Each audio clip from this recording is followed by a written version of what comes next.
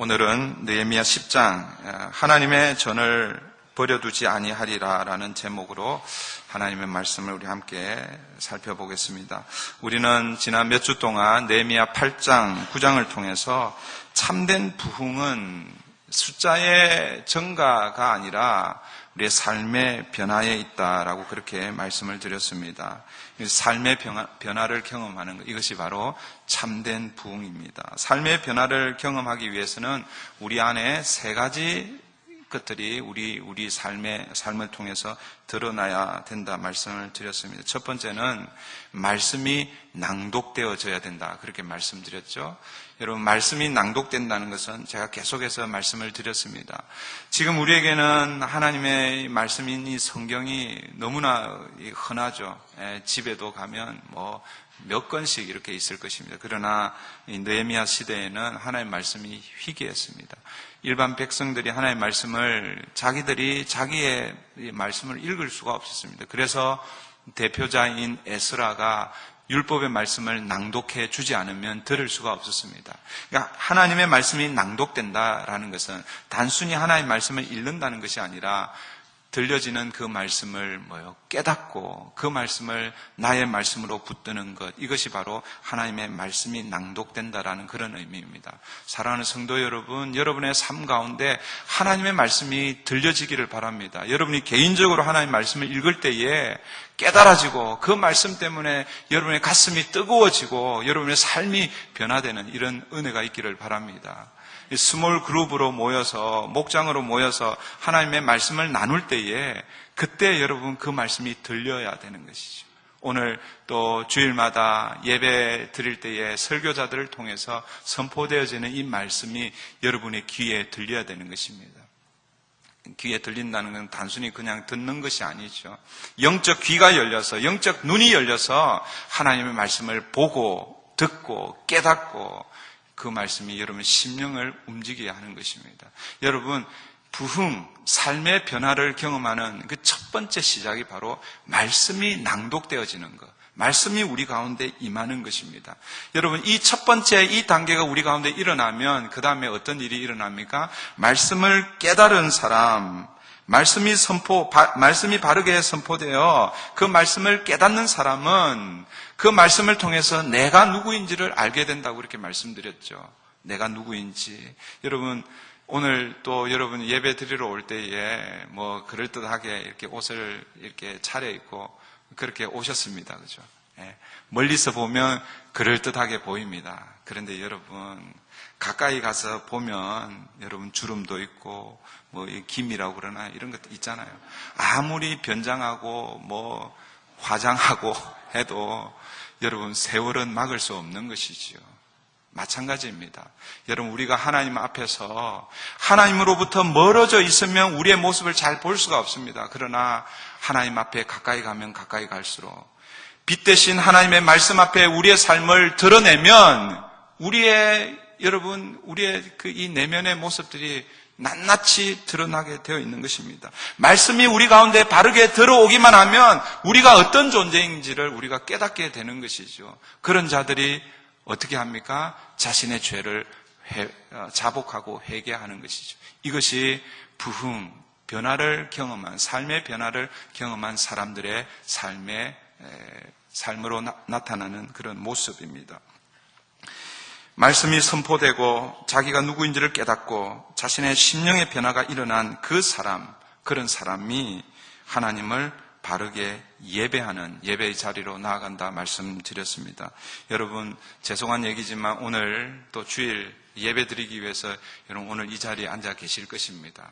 그러나 여러분, 우리의 심령이 변화되지 않으면 우리가 드리는 이 예배 여러분 하나님 받으시지 않습니다.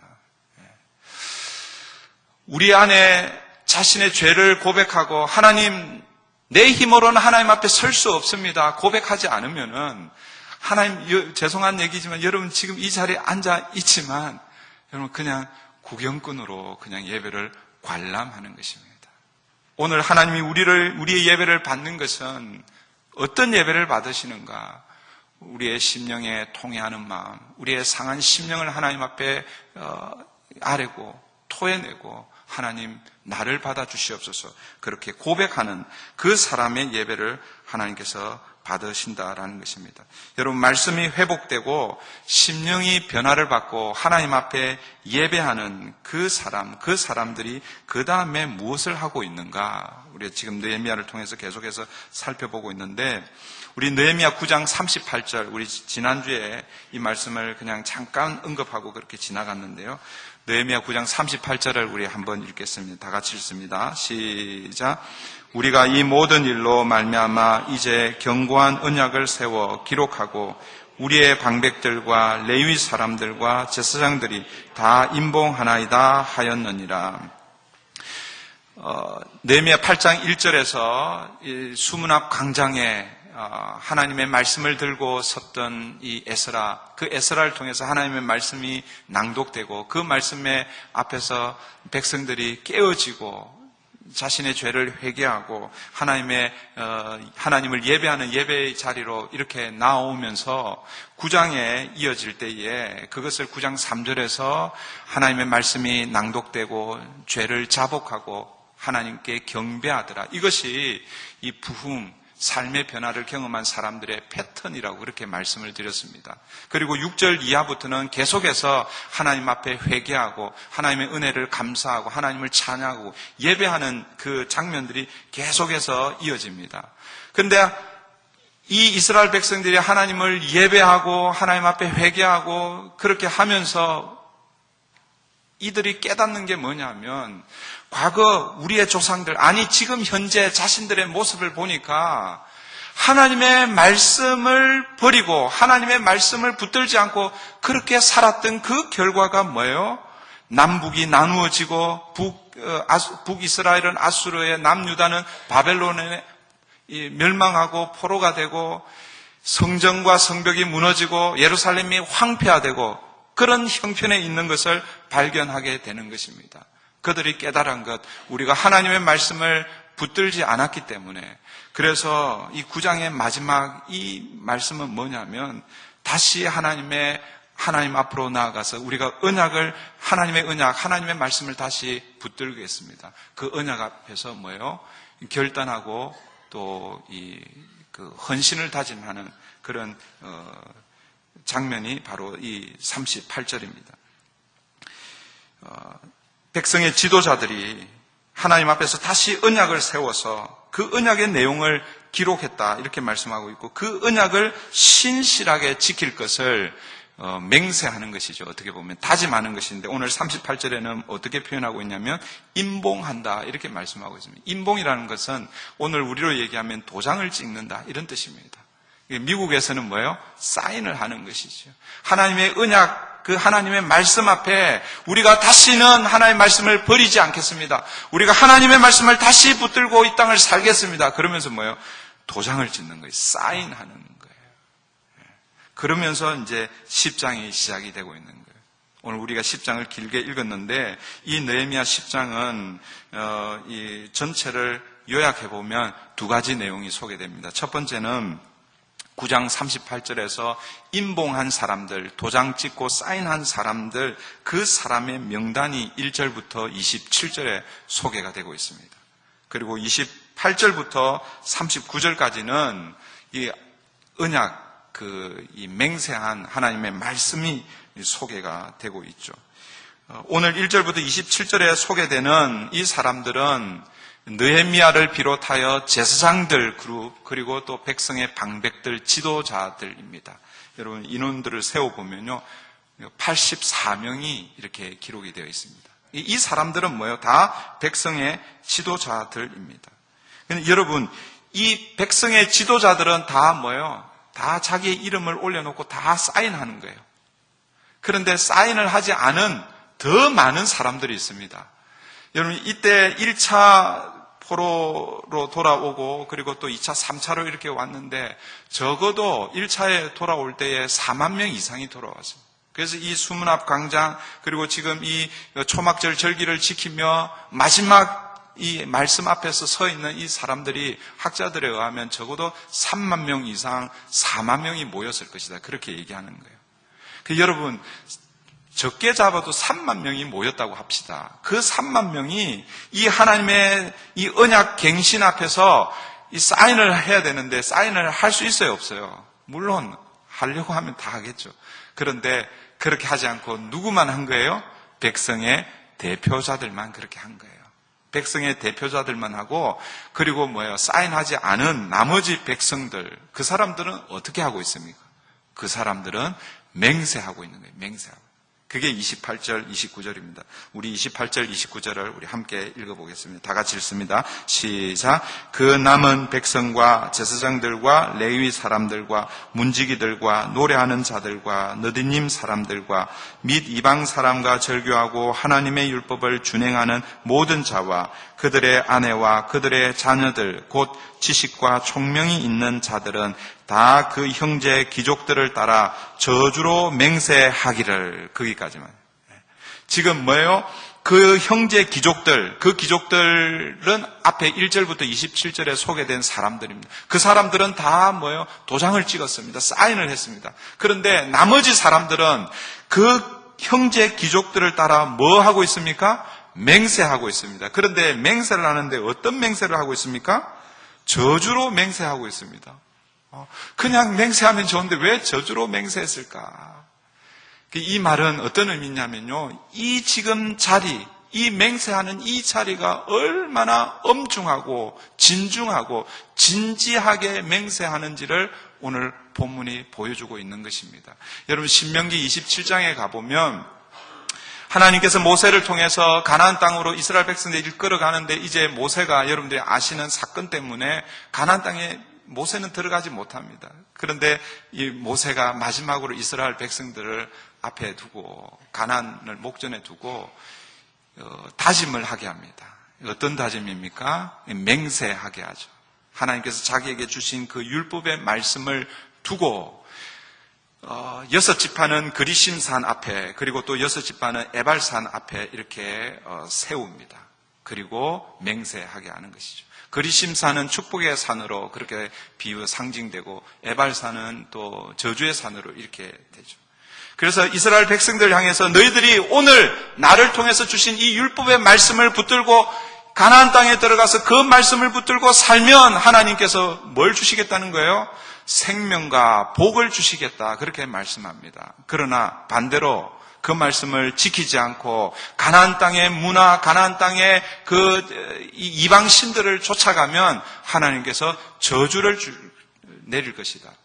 그래서 여러분 신명기 27장 그리고 28장 이렇게 보시면요, 27장에 보시면 에발산 앞에서 이스라엘 백성들이 저주를 받을지어다, 저주를 받을지어다, 그렇게 저주로 맹세하고 있습니다.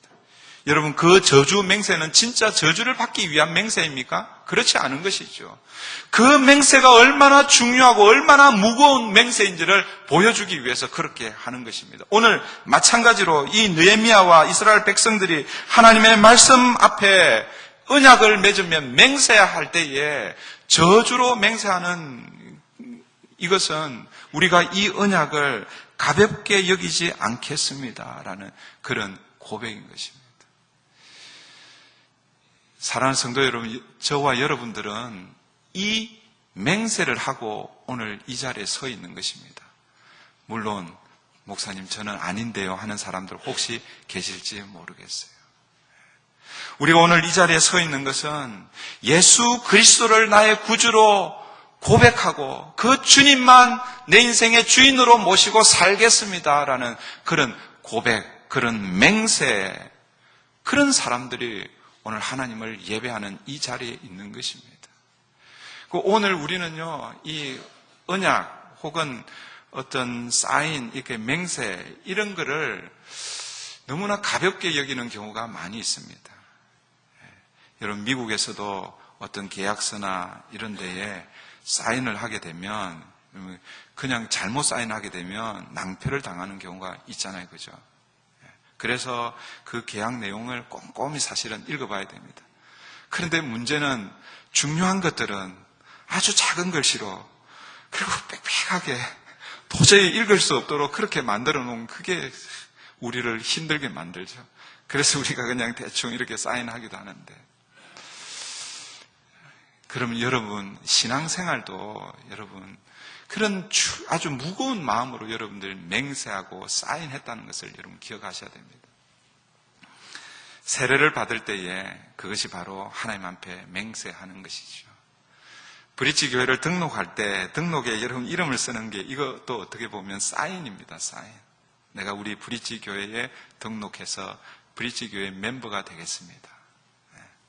그런데 여러분 이 등록 이 용지에 이렇게 사인하는 게 여러분 그것을 무겁게 여기면 교회가 좀 어렵고 힘들고 혹은 관계 가운데서 문제가 생기고 그렇게 하면 어떻게 하겠어요?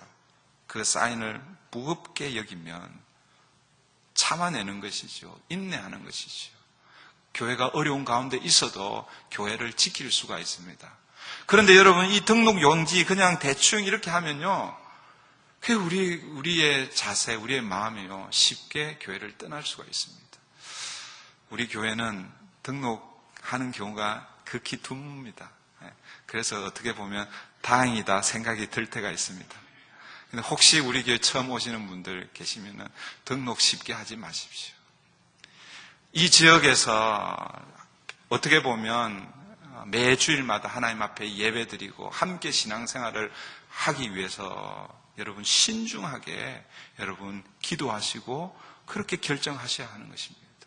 그래서 한 달 혹은 두 달, 어떤 경우에는 3달 그렇게 예배만 참여하시고 우리 교회가 어떤지 이렇게 살펴도 보시고 그렇게 마음의 결심이 있을 때에 그때에 여러분 등록 용지에 여러분 이름을 올리시고 여러분 인포메이션을 주시고 그렇게 사인하십시오.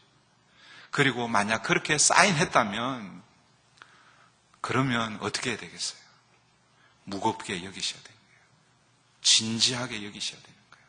교회가 어려움에 있어도 여러분 교회를 위해서 함께 이 교회를 지켜가야 하는 것입니다.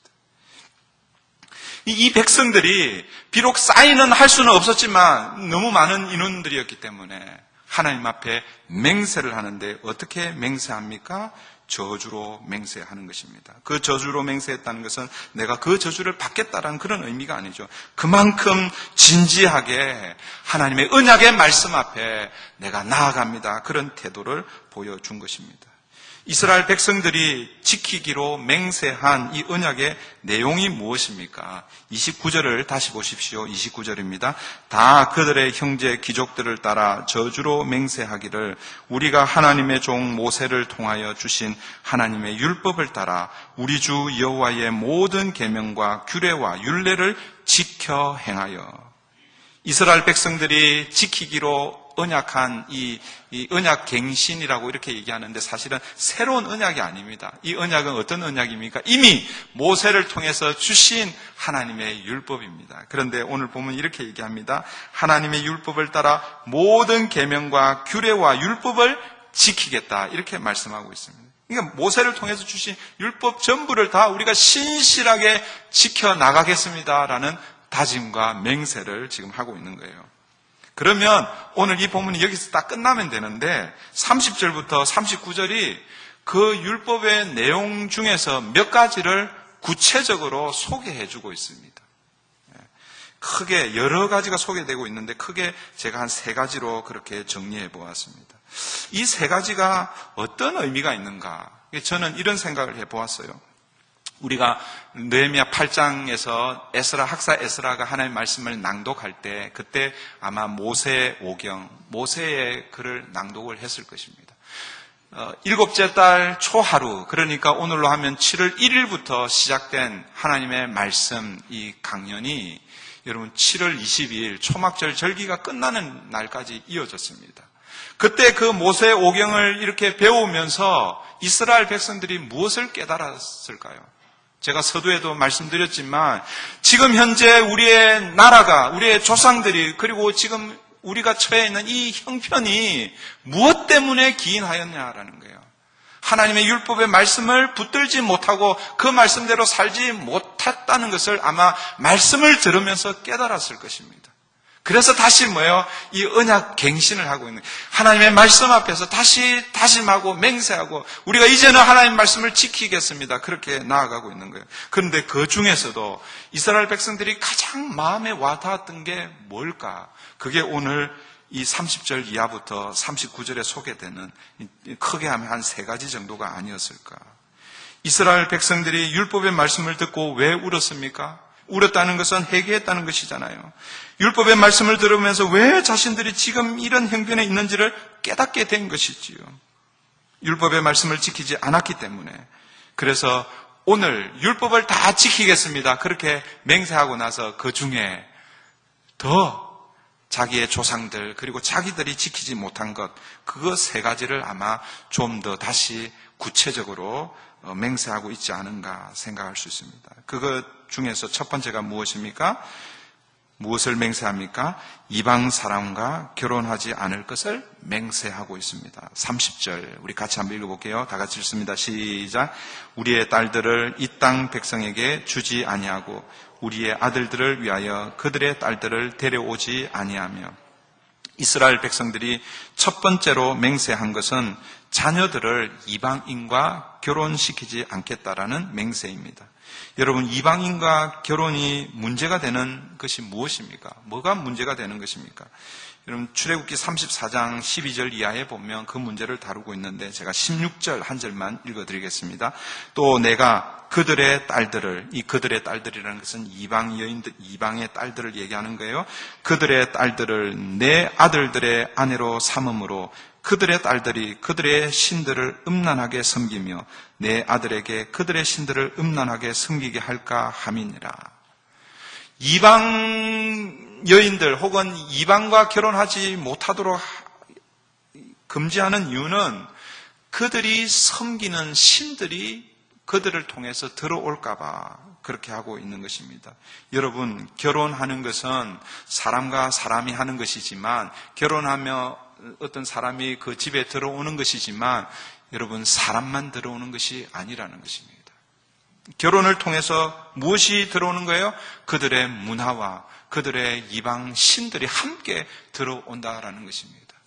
그들이 들어와서 그들이 개종을 하면 괜찮지만 그렇지 않다라는 것입니다. 그들을 통해서 아들들이 그 가정이 영향을 받고 음란하게 이방 신들을 섬길 것이기 때문에 그래서 뭐예요? 이 이방과의 결혼을 금지시키고 있습니다. 신약 시대에 이 말씀을 오늘 우리는 어떻게 적용해야 할까요? 어떻게 해석하고 어떻게 적용해야 합니까? 이 말씀을 보면서 이 국제 결혼, intermarriage, 이방과 결혼하면 안 되겠다. 이렇게 혹시 오해하시면 안 됩니다. 그런 의미가 아니죠. 이방과 결혼하지 못하도록 금지하는 이유는 하나님이 다른 것이 아니라 뭐예요? 이스라엘 백성들은 하나님만 섬겨야 되는데 그들을 통해서 이방 신을 섬길 수 있기 때문에 그렇게 하는 것이죠. 오늘 우리는 이것을 어떻게 지켜야 하는가?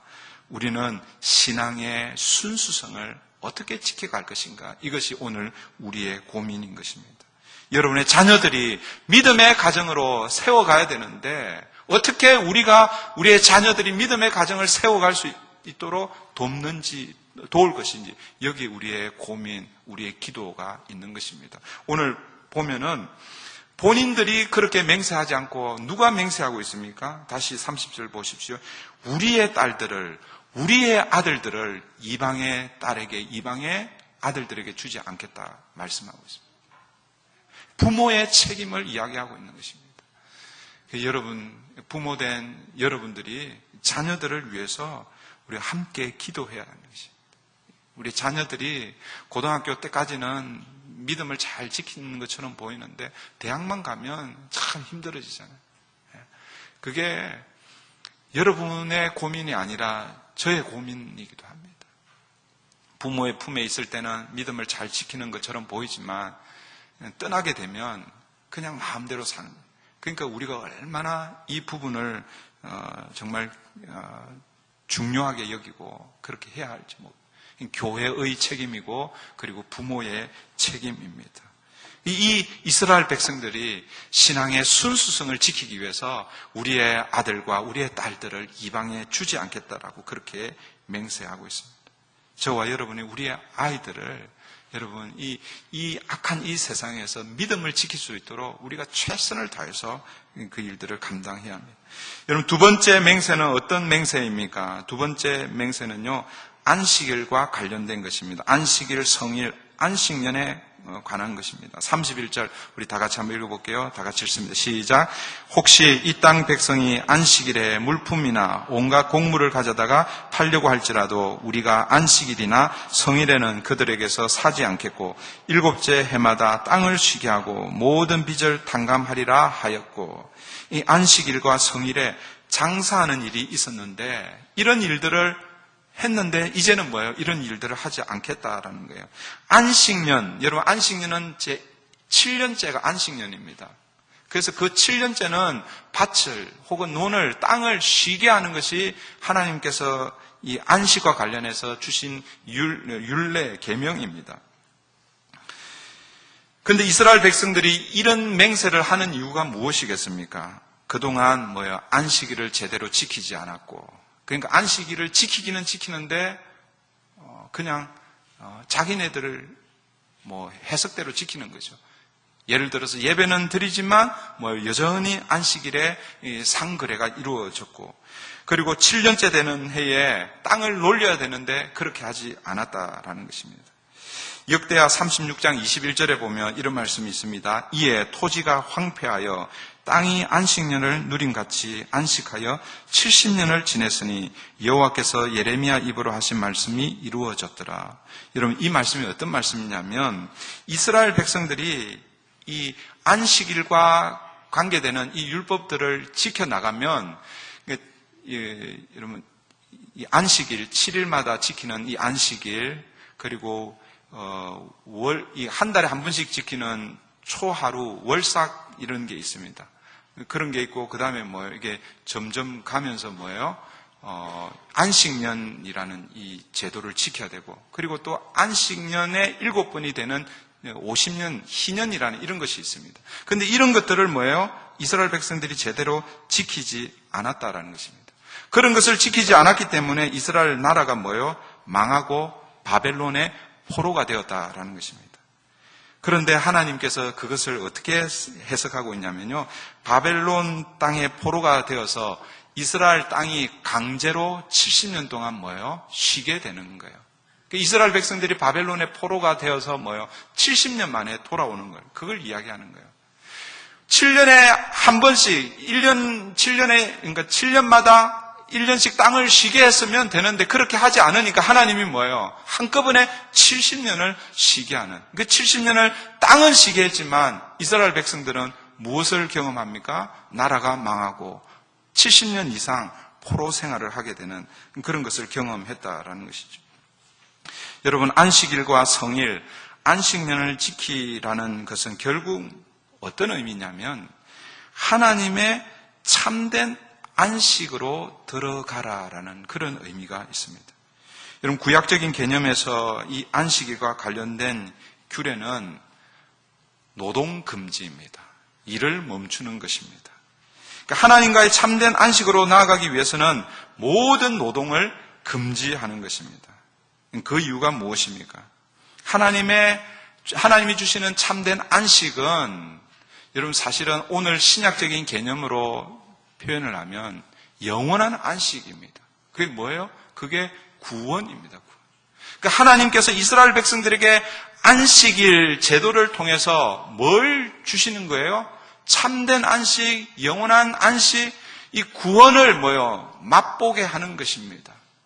그래서 이스라엘 백성들은 그 안식일이 되면 모든 자기들의 노동을 멈추고 하나님 앞에 나와야 되는 것입니다. 그리고 안식일과 관련해서 좀 이해가 잘 안 되는 한 가지가 있는데 그게 뭐냐면요. 안식일에 나무하는 사람을 성경이 율법이 어떻게 대하라고 하냐면요. 그 사람을 죽이라고 합니다. 여러분 안식일에 나무하는 것, 여러분 나무 이게 필요하잖아요. 그죠? 과거에 나무가 필요해서 나무를 하게 되는 거예요. 여러분 나무하는 게 그게 무슨 일이라고, 여러분 그 나무하는 그게 죽을 일입니까? 그런데 안식일에 그 나무하는 그 일을 놓고 여러분, 율법은 죽이라고 말씀하고 있습니다. 나무하는 그 자체를 얘기하는 것이 아니라 의미를 얘기하는 것이죠. 안식일 개념은 하나님과 영원한 안식 안으로 들어가는 거예요. 그러니까 영원한 안식 안으로 들어가는 것은 구원으로 들어가는 것입니다. 여러분, 구원으로 들어가는 것은 우리 인간의 노력, 우리 인간의 일, 우리 인간의 힘이 필요해요, 안 해요? 필요하지 않는 것이죠. 여러분, 하나님의 안식으로 들어가는 것은 우리 인간의 노력이 필요 없는 것입니다. 그런데 그 안식일에 뭘 하고 있는 거예요? 일하는 것입니다. 나무를 하는 것입니다. 그래서 율법은 그 사람을 단호하게 죽이라라고 그렇게 말씀하고 있습니다. 사랑하는 성도 여러분, 이 안식일에 여러분 정신은 우리의 인간의 일을 멈추는 것입니다. Stop working, 일하는 것을 멈추고 Start worship, 하나님을 예배하는 것을 시작하는 것. 이것이 안식일의 의미입니다. 신약시대에 와서 그러면 우리는 이 안식일을 어떻게 준수하고 지켜가야 할 것입니까? 이 안식일의 개념이 뭐라고요? 참된 안식으로 들어가는 것입니다. 신약시대에는 안식일의 주인이 누구라고 말씀하셨어요? 예수님이라고 말씀하셨어요. 그러면서 예수님이 이렇게 말씀하셨습니다. 안식일이 사람이 안식일을 위해서 있는 것이 아니라 안식일이 사람을 위해서 있는 것이라 말씀하셨어요. 그러면서 예수님이 이 땅에 오셔서 우리에게 참 안식을 주시는 것입니다. 예수님이 뭐라고 말씀하셨습니까?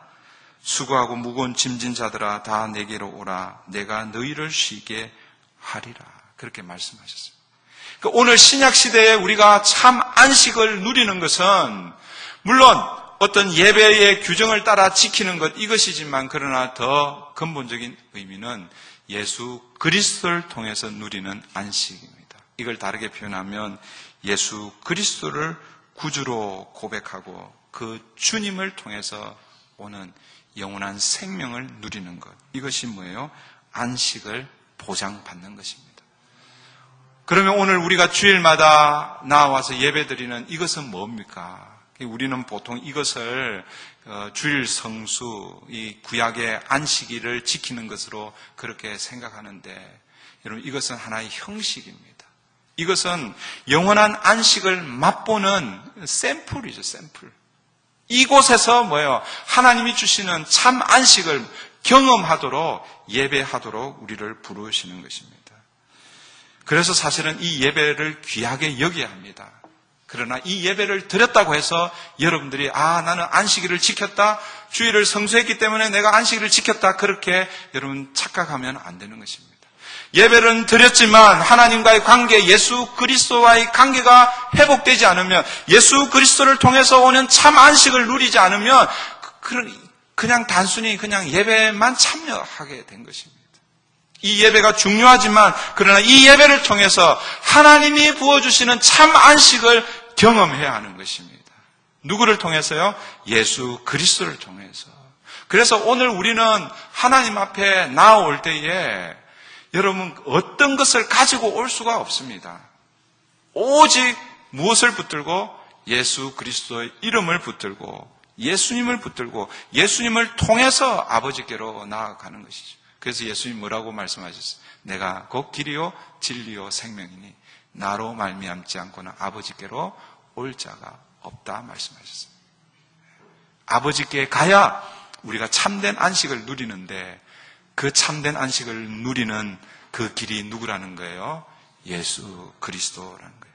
그래서 오늘 우리는 주님의 그 십자가의 그 공로를 통해서 하나님 앞에 예배로 나아가는 것입니다.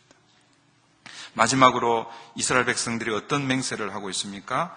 32절부터 39절까지 긴 내용으로 맹세하는데요. 사실은 이 32절, 39절은 여러 다양한 이 규정들이 나오긴 하지만 이 모든 규정들은 딱 하나와 연결되어 있습니다. 그것이 무엇이겠습니까? 하나님의 전입니다. 하나님의 전과 다 연결이 되어 있습니다. 32절부터 39절 사이에 하나님의 전이라는 단어가 9번 등장합니다. 32절부터 39절은 8절이잖아요. 매 절마다 하나님의 전이 등장합니다. 36절에는 2번 등장하고 있죠. 이것은 어떤 의미겠습니까? 하나님의 전, 즉 성전 중심의 삶을 회복하겠습니다라는 그런 맹세와 다짐인 것입니다. 여러분 32절부터 39절의 내용은 하나님의 정과 관련된 율법이 정한 것을 이스라엘 백성들이 다 지키겠습니다. 그런 고백이 본문에 등장하는 거예요. 32절에 보면 성전세를 바치겠습니다. 이스라엘 백성들은 이 남자와 여자 연령에 따라서 성전세를 바치게 되어 있습니다. 그리고 성전에 필요한 나무를 바치고 토지 소산의 첫 열매를 바치고 가축의 처음 난 것 11조를 드리고 포도주를 바치고 여러 가지 이 성전과 관련된 그 규정들을 다 이행하겠습니다. 이렇게 말씀합니다. 여러분, 이 모든 것을 다 하겠다고 맹세하는 이유가 무엇이겠습니까? 하나님의 전을 위해서 한다는 것이죠.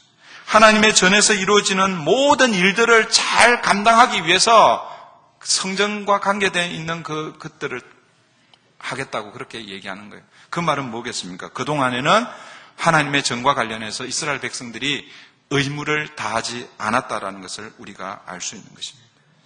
이것은 이스라엘 백성들은 하나님의 전, 성전을 중심으로 그렇게 그들의 삶이 이루어져야 되는데 그렇게 살지 않았다는 거예요. 그럴 수도 있겠죠. 포로에서 돌아와서 자기의 가정을 일구고 터전을 일구는데 그게 더 급할 수 있습니다. 여러 가지 이유가 있었겠죠. 그러나 이스라엘 백성은 하나님의 전을 중심으로, 성전 중심으로 그들의 삶을 살아야 하는 것입니다. 이스라엘 백성들이 역사를 돌아보니까 왜 이스라엘 백성이 망했는가? 왜 나라가 망하고 지금 그들이 이런 형편에 있는가? 그것은 성전 중심의 삶이 무너졌기 때문이라는 것을 깨달았을 것입니다. 그래서 뭐예요? 성전 중심의 삶을 회복하겠습니다. 성전과 관계된 율법을 우리가 다 지키겠습니다. 그렇게 고백하고 있는 것입니다. 사랑하는 성도 여러분, 성전 중심의 삶이 무엇입니까? 성전 중심의 삶은 하나님 중심이라는 것입니다. 하나님만 섬겨야 하는 것이죠. 구약의 율법이 다양하게 많이 있지만 그러나 그 율법을 하나로 요약하면 내 힘을 다하고 뜻을 다하고 마음을 다하고 내 하나님을 사랑하라, 그것이잖아요. 그것은 다르게 표현하면 하나님만 예배하라라는 것입니다. 하나님 중심으로 살아라라는 것입니다. 그런데 이스라엘 백성들이 이방 사람들과 결혼을 통해서 이방 신들이 들어오고 하나님만 섬기고 하나님 중심의 삶이 되어야 하는데 그 삶이 무너져 내린 것입니다. 산만 무너진 것이 아니라 나라가 무너지고 폐허가 된 것이죠. 그래서 이스라엘 백성들이 무엇이라고 맹세합니까? 하나님의 전을 중심으로, 하나님 성전 중심으로 다시 우리의 삶을 회복하겠습니다. 그 다짐이 39절 마지막에 나와 있죠. 39절 우리 마지막 그리하여, 거기서부터 한번 읽어볼게요. 다 같이 읽습니다. 시작. 그리하여 우리가 우리 하나님의 전을 버려두지 아니하리라. 그리하여라는 무슨 말씀입니까? 성전과 관련된 율법의 조항들을 다 지킴으로 말미암아 우리가 우리의 하나님의 전을 그냥 버려두지 않겠습니다. 그런 맹세인 것입니다. 사랑하는 성도 여러분, 오늘의 성전은 무엇입니까? 구약시대에는 눈에 보이는 건물이 성전이었습니다. 그래서 지금도 유대인들은 눈에 보이는 건물 성전을 기대하면서 제3성전을 기다리고 있습니다. 그러나 신약시대를 사는 우리에게는 새로운 성전이 우리에게 주어져 있습니다. 그 새로운 성전이 무엇입니까? 예수님께서 이 스룹바벨 헤롯 성전을 가리켜서 그 화려하게 보이는 그 헤롯 성전을 가리켜서 뭐라고 말씀하셨습니까? 저 성전을 헐라 내가 사흘 만에 새로운 성전을 짓겠다 말씀하셨습니다. 예수님의 죽으심과 부활로 인하여 예수님 자신이 성전이 되시겠다고 그렇게 말씀하신 것이죠. 오늘 저와 여러분에는 새로운 성전이 우리에게 주어져 있는 것입니다. 예수 그리스도가 우리의 새로운 성전입니다. 그 예수 그리스도를 향해서 나의 구주로 고백하는 사람들에게 하나님께서 우리를 하나님의 성전 삼아 주시겠다 말씀하십니다. 그래서 사도 바울은 고린도전서 3장 16절에서 이렇게 말씀하십니다. 너희는 너희 몸이 하나님의 성전인 것과 하나님의 성령이 너희 안에 계시는 것을 알지 못하느냐. 사랑하는 성도 여러분, 우리가 하나님의 성전입니다. 예수 그리스도를 구주로 고백한 사람들이 함께 모여 그 예수님을 통해서 하나님을 예배하는 이 모임이 뭐예요? 성전이라는 거죠. 그래서 예수님이 교회의 머리라고 그렇게 부르는 것이죠.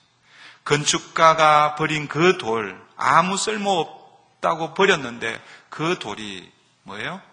머릿돌이 되셨다 말씀하셨죠. 예수 그리스도께서 새로운 성전의 머릿돌이 되어서 오늘 저와 여러분을 그 성전으로 초청해 주신 것입니다. 그래서 우리는 예수님이 시작한 이 새로운 성전, 그게 뭐예요? 그게 교회인 것이죠, 교회.